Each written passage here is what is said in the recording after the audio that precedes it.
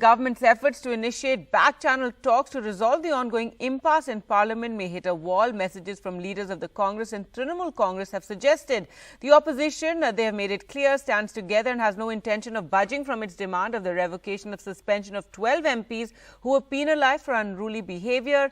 Sources said on Friday, Rajya Sabha Chairman Venkaiah Naidu had asked the opposition and government to meet and reach an understanding. An invitation for talks was sent to 5 parties whose MLAs were suspended by the Parliamentary Affairs Minister. A leader of opposition in the Rajya Sabha, Mallikarjun Kharge, however, wrote back to Mr. Joshi, calling his invitation to just 5 parties unfair and unfortunate. The opposition will be meeting today morning to decide on their stance. But indications from the Trinamool Congress as well, where Derek O'Brien tweeted that Monday morning stunt from a government who do not want Parliament to function. Government calls leaders of 4 opposition parties whose 12 Rajya Sabha MPs have been arbitrarily suspended. They leave out 10 other opposition parties' failed stunt. Well, let's go across to Sam. All right, let's go across to Sunil now for more on this story. And Sunil, so the government reaching out there after Venkaiah Naidu asked that, some way be found out of this impasse that we've seen in the Rajya Sabha, but the opposition determined that they're going to stand united. There'll be a meeting this morning? That's right, Gargi. Clearly, within the opposition parties, there seems to be one opinion that one way or the other, they need to come together. They need to be seen in unison.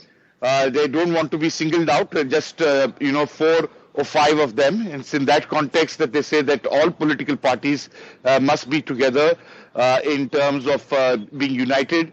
It's just not, it's a united opposition who's been upset with the government of singling out and suspending only 12 MPs from those 5 political parties, and not the floor leaders of those 5, but everybody should be called, and they'll take a call about this. But I think the real indication is that as we've been talking the last week, the Minister of State for Home, after the SIT constituted by the Supreme Court, has said very categorically that it was a pre-planned conspiracy. It's in that context now that the government understands one way or the other, it is unacceptable for them to accept the minister's resignation, even though he was reprimanded for misbehaving with the journalist.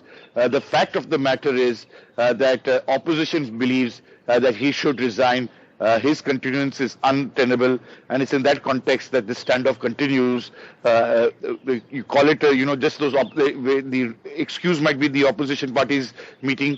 But we'll have to wait and see whether there will be any, because there have been a lot of back-channel talks, whether they will be able to break and go ahead today when they discuss amongst themselves about whether they should go for the meeting or not, and then secondly, whether they will be able to lift that stalemate of those 12 MPs who were suspended for bad behavior in the previous session. All right, Sunil, thanks so much for joining us with those details.